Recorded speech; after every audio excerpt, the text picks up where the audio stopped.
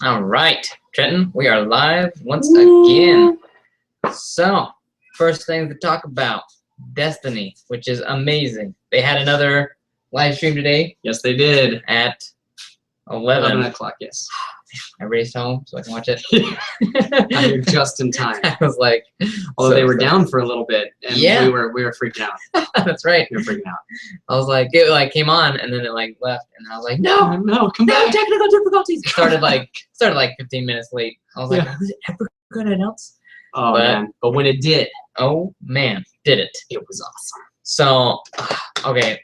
So started off, they're talking about the new classes. The new classes. And there's 3. Yes. There is class for each. The Hunter basically has a bow, the Void class, and then the Titan has the Night Stalker was the name for the Hunter class, and then Stormcaller was the new one for the Warlock. Right. And then Sunbreaker for the Titan, which, since I'm a Titan player, I am super stoked about the Sunbreaker, because basically, you know, we were posting stuff earlier about hammer time. Well, it's a real thing. It's something that you basically get to throw 4 or 5 hammers of flame, which is so awesome because it's like throwing 4 or 5 grenades all at once.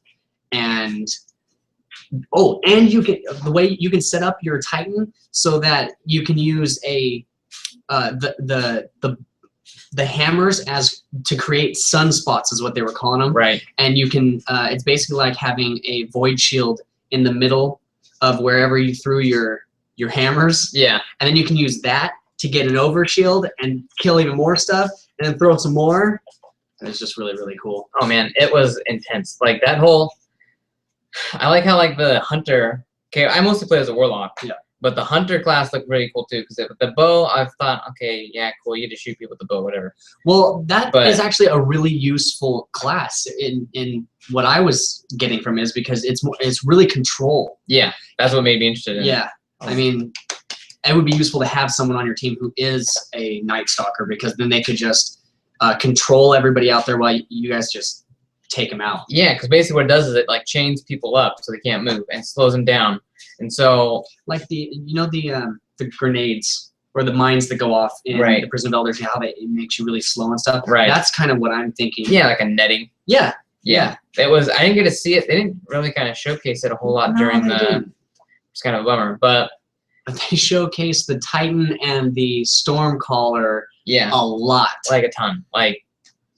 That was awesome. Dude, okay, the Warlock class, let me just say, I am so excited for that it's so cool. Palpatine-ish, like, lightning from the hands. Yes. You actually, like, fly around the arena while you're in your super. Yeah. Just zapping everything. Oh, it was so awesome. So much power. I am so excited for it. Like, and you're dead, and you're dead, and you're dead, and you're dead, and you're gone. Yeah. Oh, man.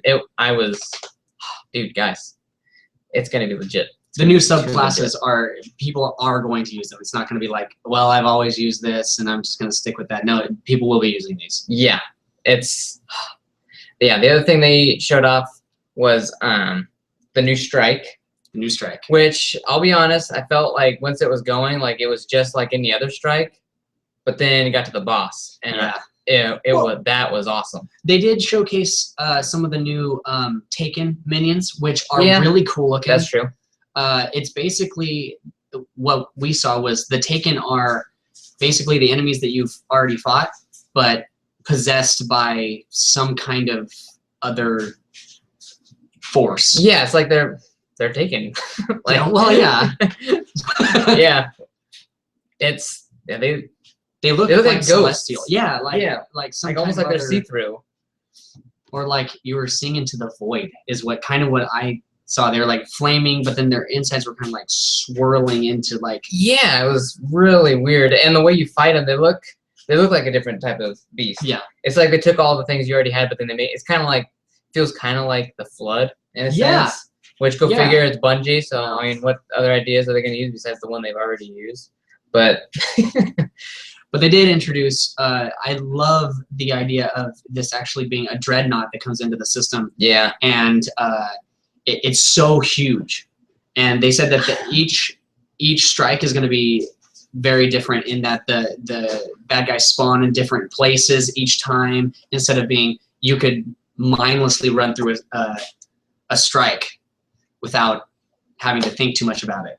Because you're like, oh, they're going to be over here, and now they're going to be over there, and now they're going to be over there, and now I'm going to just have a bullet sponge for a boss. We're going to hide here, shoot, hide, shoot, hide, shoot, and that's basically the it. Well, so yeah, when you get to the bosses for the new strike, you have the we're seeing a new boss for of course the Cabal. Yeah, and it's supposed to, you're on a Cabal. Basically, the story behind the Dreadnought is that Oryx comes in on this Dreadnought, and then the Cabal are like angry, so they're angry at everything. So like, let's take it over, and so they go in, and so now you're fighting Taken and you're fighting Cabal. But the Cabal fight at the end was just insane. Like, you know how like you fight the big turkey guy in like the Cabal strike, in like the Valis to Arc. Yeah, Valis to Arc. This one you fight Valis to Mal. There's two Valises. But anyway, they're like fighting. There's like nowhere to hide at all. You're in this big open room. Yeah. And one guy is just like jumping and like slamming into the ground, and the other guy is just hitting with this big hammer. Bungie made a funny thing that they're like, do you have any WWE fans out there? Because it was like tag team. John Cena! So basically one guy comes in, starts pummeling you, and then as soon as he tags out basically, and the other guy comes in and starts just barraging you with like a mortar system. Yeah, and it was, oh man, that was I didn't play the boss fight, but it was the funnest boss fight I had ever watched. It was awesome. And then when one of them dies, the other guy picks up the other guy's gear. So then he becomes like a combination of both bosses. Yes. And one word, Arcblade.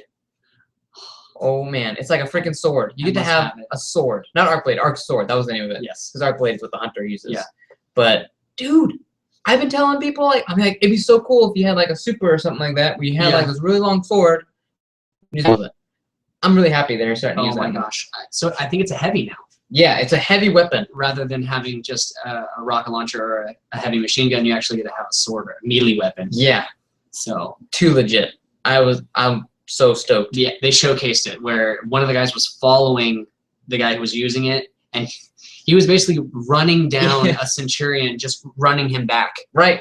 And he's like, block. I think one of them was like, you shall not pass. You have no power here. You just kept on doing like Lord of the Rings quotes. That was great. So I will have that. Yeah. Man. It was. There's so. I wasn't for showing. It was actually felt like it was really short for how much they showed. Yeah. They kind of walked you through a lot of the new features that the classes will have, like new grenades and things. Like one of them just like a big wall of fire, which is pretty cool. Another one is not the void one. I think it's the arc one, where it summons like a storm. Yeah, you throw the grenade down and it summons like a storm and it crashes. There was a lot of cool things about the classes. They were really trying to. I mean, it was all about showcasing the subclasses and the boss fight. I feel like that was the whole thing. That was kind of the whole thing. Yeah. Next week, I think they're going to be showing the Court of Oryx, which feels like a raid. Oh, we got a tweet. Watching Nerd Dads right now. If you want good, up-to-date info on all things media, watch live. You are correct, Mr. Zaya V. Shout out to you, bro. Thank you, sir. But yeah, like I feel like Bungie finally was like, okay, now we'll start adding some content to the game. I'm hoping that they did say something about making the story a little bit more engaging. Yeah. Which I really hope is the case, because they haven't been doing a very good job of telling the Destiny story. They're kind of like, hey, look, the darkness. Oh, Zay wants to know, if I had to get a game, why should I choose that game? Have you not been listening to this podcast? Destiny or the Taken King? Destiny, in general. Is it Destiny, or do you have the Taken King? Or do you have anything? Yeah, you don't have a Destiny, do you? Well, if you own Destiny, the Taken King is going to make Destiny better. It was already a good game. I think it's going to just elevate it to that like making things easier, more content, more story.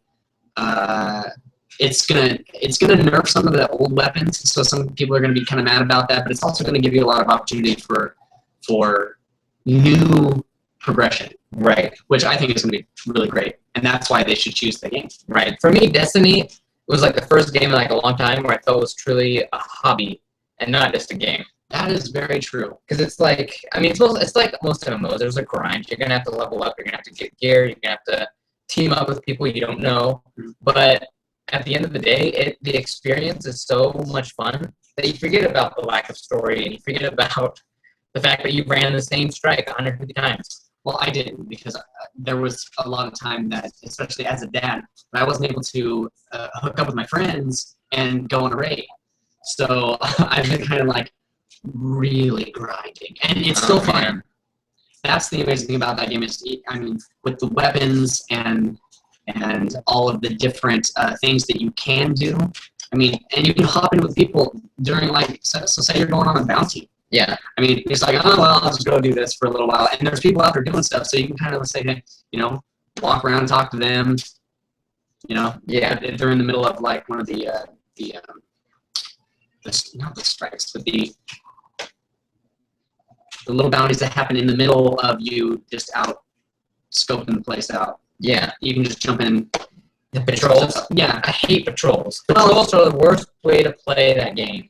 Well, then you can also do Prison of Elders, but then I think Prison of Elders gets really old really fast. It's way more entertaining than patrols. Patrols like, okay, I'm out here by myself fighting a bunch of low-level bots. Mm-hmm.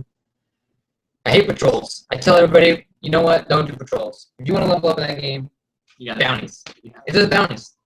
You don't have to do patrols. No, but some of them are like, hey, it's so good. Some patrols. Don't do those. Just skip them. They're not even worth the time. It takes so long. It is if you're a dad and you're trying to play at 2 in the morning and nobody's on. Everybody's on. No, they're not. You have an Xbox. Xbox One. I'm alone. Yeah. But yeah, to answer your questions, Destiny. If you're looking for a game to play, like, if you're looking for like a new hobby, like something new as far as shooters goes, oh yeah, so you don't own Destiny, well, or you don't own anything Destiny. Cool. Then yeah, this is definitely if you get an Xbox One or a PS4 or something like that, it's hard to explain it. It's either you're gonna enjoy the immersiveness of just running around the world shooting stuff like an MMO, or you're going to be bored to tears. Well, I think some of the coolest thing about that game is you can do raids. You can do it. I mean, you said that you play with a group of friends that get on at a certain time all the time. Yep. And you guys go and get stuff done. That's what I feel like I'm missing out of the game. So if you have friends who are playing it and they're trying to talk you into it, you should do it, because that's the whole experience that I think makes Destiny so cool. I mean, when I've been able to get on and play with some of my friends, that's what makes Destiny awesome, is that you're playing with your friends and you're going around and you don't even have to really like take it seriously. You guys can run around and kill some stuff and get some loot. Like, hey, you know, you were telling me a story about how you jumped on with a couple friends, and I was like, yeah, hey, we were playing the Corona raid, and a friend of mine, he's been like trying to get the Black Hammer, which is like a really good sniper rifle in the game. He ran the raid so many times, and one day I was like, hop on at the end of the raid, like they literally just killed Crota. I'm like, hey guys, what's going on? I'm like, how can I? Oh, you guys are done. Oh, hey, I got the Black Hammer. He's like, I hate you so much. But yeah. To any of our other viewers out there watching, you can send us any questions you want on Twitters. Tweet us at @nerddads, @_nerddads. We're monitoring the feed. And answer any more questions. Destiny's a really good game. Yep. You may not have the best story, but it is a blast to play. I was talking with another friend of mine, and he was saying that, like, so I was like, this game doesn't have a story. It's been one of my biggest gripes of Destiny ever since its inception, and ever since I started playing it. And he made a good point. He's like, yeah, but it's an MMO. I mean, MMOs don't generally have good storylines. I mean, and I don't know if I really agree with that. But if that's how some people think, then that's what some people think. I mean, I think that games like Star Wars had a really good storyline. World of Warcraft has a pretty good storyline, but that was kind of built up from the previous games. Right. You know? So. But, well, they have it in the previous games, so. Yeah, so there really wasn't a lot left to build. They did end up starting adding like cutscenes and things like that, and missions like with the Warlords of Draenor and. Okay, well, how about like, you know, your Blizzard games, the Diablo games? They had a really good game. Yeah. I'm not talking about 3 because 3 bored me to tears. 3 was really boring. Although Reaper of Souls was kind of, I felt like, yeah, it really redeemed the story. I was like, wow, I do not want to get off right now. This is really immersive. But yeah. So so Blizzard in general does a good job with their games. Well, yeah, I mean, like, they're just money and gold trust. And Blizzard we trust. I cannot wait for Overwatch. Oh, since we're kind of on the topic of Blizzard, just real quick, they released a new map for Heroes of the Storm. They did, and I really got excited about it. So, I don't know if there's any more Heroes of the Stormers out there, but, man, I love Heroes of the Storm. Well, it looks, the new map that you're showing me looks really, really competitive. I love how Heroes of the Storm is really all the maps are like that. See, that is one of the I think the trademarks of something that's going to last a long time, is that you can take the same idea but mix it up just slightly and make. I mean, how many hours of gameplay or replayability can you get out of that one map? Yeah, no kidding. It's crazy. No kidding. That they have like basically they have 3 different towers in the middle. And they'll each randomly spawn one at a time. And so the first person to basically capture these towers and the points by killing whatever spawns out of them gets to have like a Punisher on this. And if you play Reaper of Souls, you know the Punishers are the huge, hulking, massing beasts. And you get one of those on your team, and it goes actually will either attack towers or will attack the other heroes on the opposing team. And it's just, there's 3 different ones that are all wicked. One of them does like mortar damage. Another one does arcane damage. If you remember those little stinking beams that'll like kill you within like seconds. From Diablo. From Diablo, yeah, all from Diablo. It's a Diablo themed map. Yeah, it's like half hell, half heaven, and it looks cool. Yeah, down trend. You gotta get on that train. Man. I know you gotta get a gaming PC first, but yeah, that's neither here nor there. Although I can appreciate the what they're doing from a game standpoint, because I want to be a game designer, and some of those things that they do really well with the game. I mean, really, that's pretty cool. Yeah, I mean, from strategy and stuff like that, because that's the kind of stuff I like. Yeah, yeah, man, for sure. Anyway, moving on. Next point I'm going to talk about. I'm super excited about PAX Prime in Seattle. Is this weekend. August 28th to the 31st. Which we're unfortunately not going to be able to be at. But there's a lot of things there that looks like it would be a blast to go watch. Yes.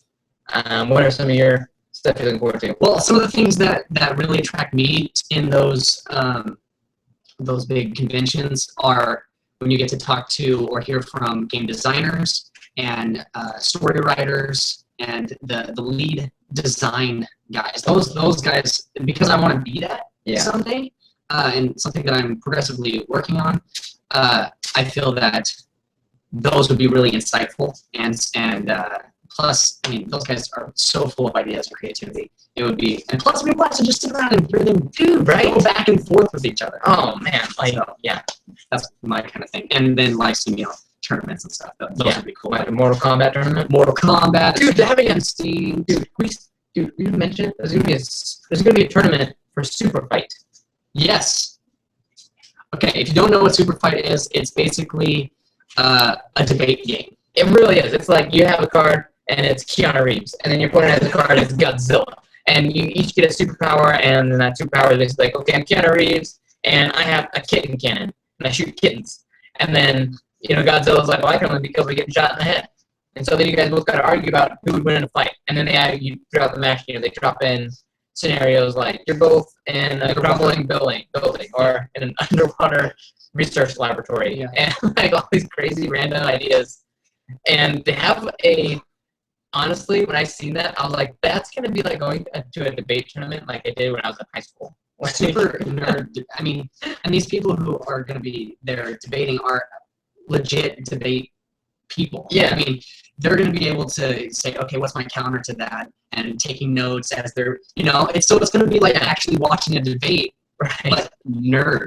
Like it's like when nerds debate about Superman versus Batman. You know what I mean? It's like that, but on like a much crazier, wackier scale. You debate about stuff that doesn't even matter. And I feel like they're going to be more professional with it. It's not, you're not going to see people yelling at each other over stupid things. Oh, Be that's like, fun. well, I'm talking about on a if you're going to be in a tournament and stuff, and it's going to be like legit debating and stuff. I feel like instead of saying, "Well, you're dumb," Yeah, you know, it's like, that's not what debate is about. You're going to go back and say, "Okay, well, you have a flaw in your reasoning here and here and here, and this is why I'm better than you." Yeah, in more words. Right. Yeah, I know.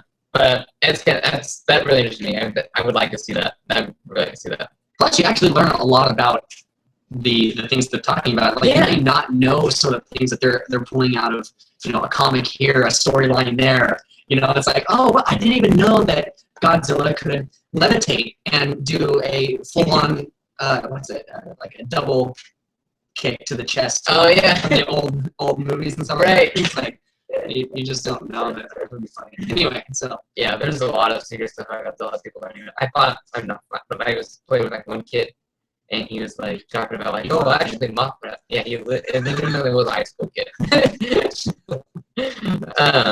He was like, oh, I have Mothra, and actually, a little known fact, Mothra can shoot laser beams or something like that from its eyes. I was like, oh, I didn't know that. Well, whatever. She's still dead because I can only be killed with a stake to the heart.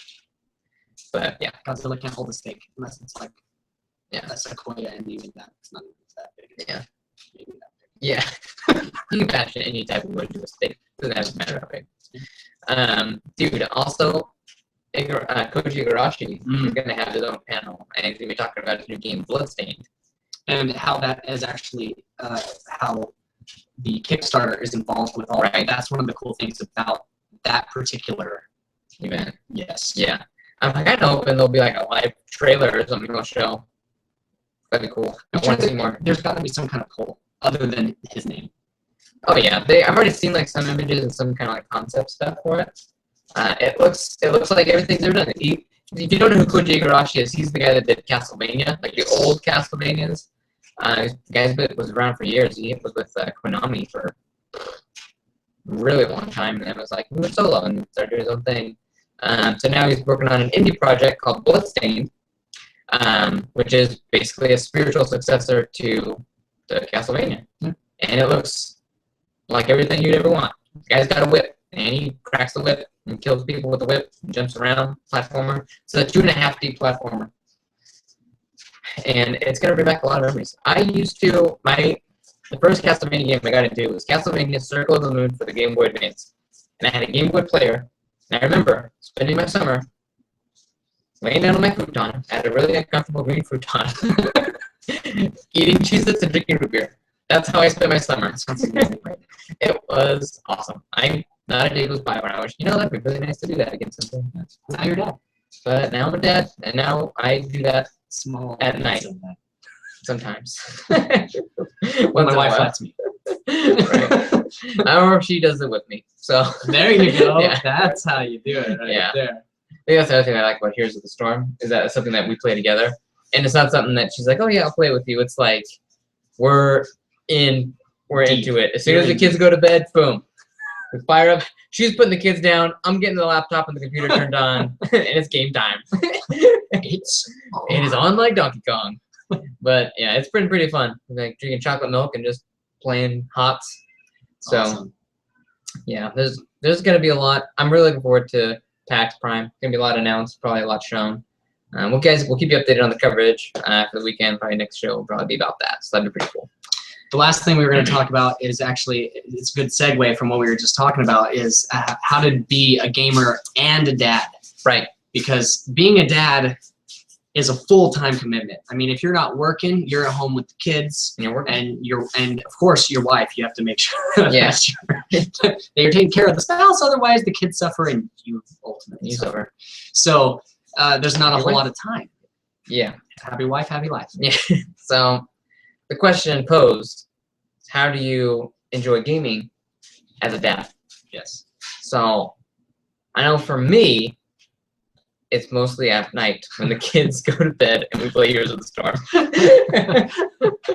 Which it's not like you can play like super loud either, so you kind of gotta like keep the volume down. And when you just we'll be in like literally we've been in a match for like it's been like And you have to do an air high five because it makes no sound. Yeah, fist bump. But yeah. So or if I do game during the day, like my kids are getting old enough now where if they watch me play like a violent video game, it's not good. So I can't really play those types of games. I don't want them, especially repeating some of the words said in those types of games. So finding kid-friendly games is kind of a problem. So there is games like hopefully Castlevania or the Bloodstained game, but there's also games like Rayman Legends. I don't know if you played that one. Oh yeah, it's super fun. You would, in my opinion, you'd have to like play it a little bit first to get the feel for the game. Yeah. And then you have to determine whether you feel like your kids are able to handle. Yeah. Well, it's like you're not gonna sit down with Doom and say, I'm gonna hold my kid right here and here we go playing. Oh wow. I didn't see that coming. Yeah. Doom's you said what? Yeah. Daddy. Yeah. I'm having nightmares. What are you having nightmares about, son? Right. About someone cutting my head off with an axe and a chainsaw. Yeah, no good. I feel like that's coming from someone. No, I forgot what I was playing, but Isaac, like, legitimately got scared. He's like, started like whimpering. I was like, oh, okay, no, close your eyes. Turn this game off. You're sitting there like this, and he's sitting there like this. Yeah. And you're like, sorry, kid. Don't look. Yeah. Don't hear. Don't go. Yeah.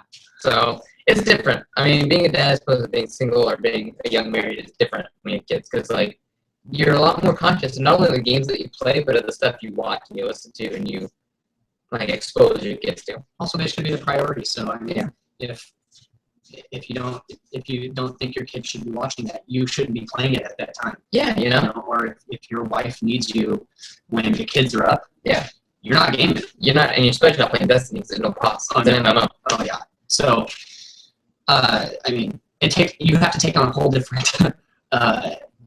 If you want to keep doing it, it's something that you have to make time for rather than or squeeze it in when you can. Yeah, it's just like anything else in marriage. It's just a bit of self-sacrifice. Yep. You know, so which is not bad. It's not bad. It is good. Like people, that's kind of drives a little nuts to me. You're like, oh yeah, I gotta do this with the wife, blah blah blah, the kid, blah blah blah. It's like, dude, you signed up for that. Yeah. Like, you know how it works. What did you think was gonna happen? You're gonna have kids and a wife, and you're gonna be able to do everything that I don't know. Hey, I'm gonna play video games, and you're gonna do all the work. You're gonna clean them and feed them, and and put them to bed, right? Because that's you're the mom. Totally. Yeah.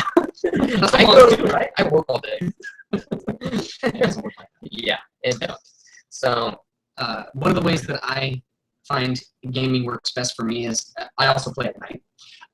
But whenever I have a moment like at work, if I'm taking my lunch or something like that, if I know that I want to go home and play Destiny later that night, I'm going to look up what's going on in the world. I'm going to look up what do I need to do to get said weapon, or I just got a weapon last time I played, but I haven't had a chance to use it. Is it something that I need to play with before I keep it, or whatever? So I can look up stuff. I can, invest in the world without being in the world.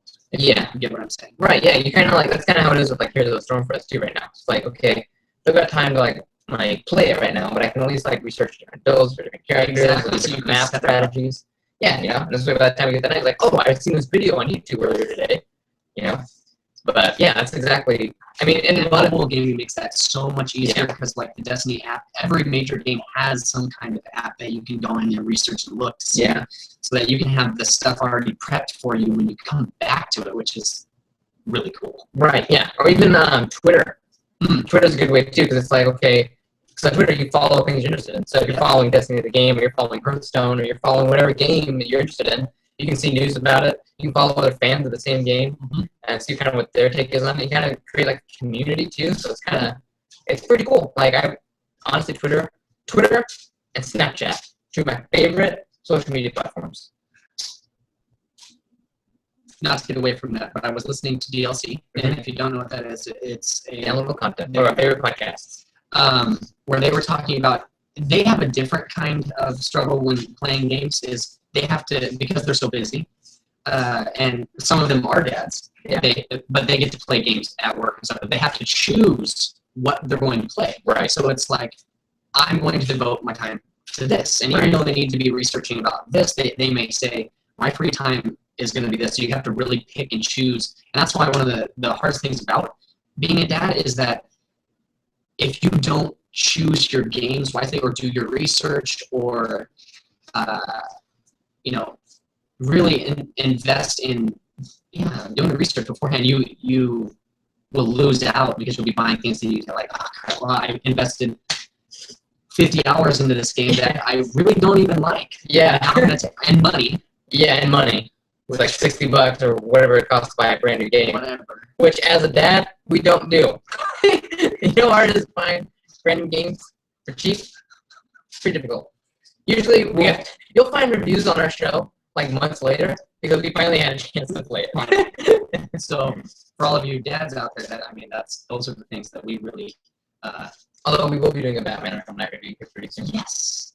So we're excited about that. Which is funny because also in DLC they were talking about how one of the Jeff Kanata doesn't like the game, and it's like he loved Asylum, liked City, and then hated Knight.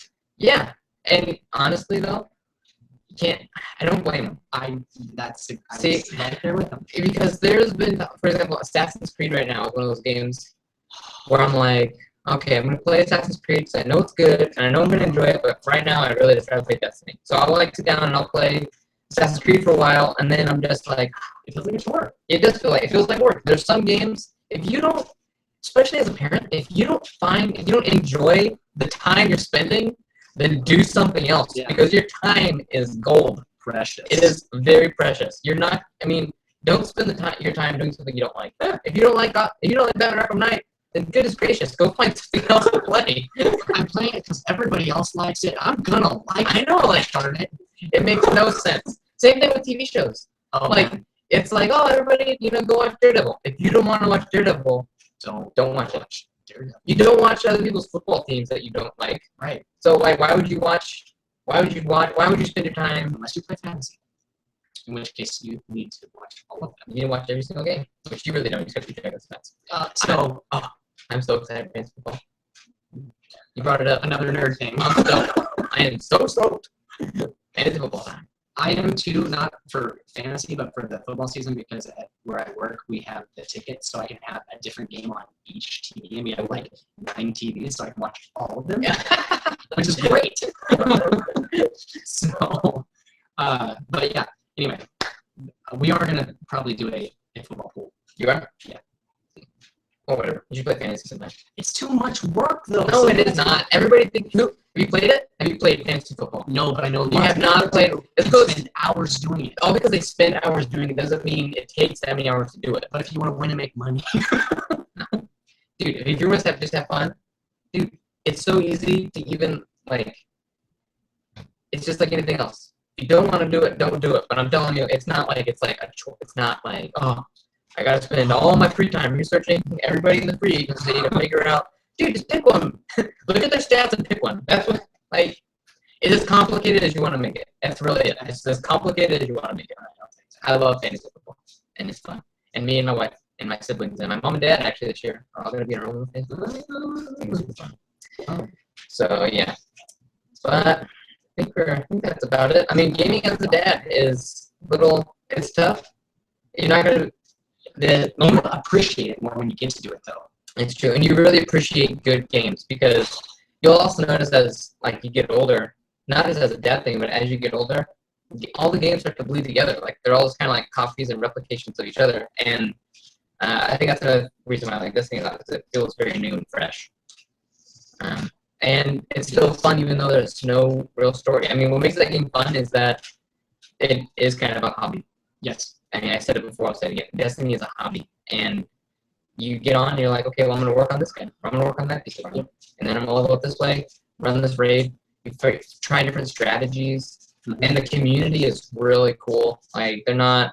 You find some people that are just like really obnoxious, but as a whole, I haven't found myself in that type of party where I've been, okay, this guy, I hate this guy, but Can we boot him? Can you leave? sometimes there's been a couple times where I'll like just mute a dude.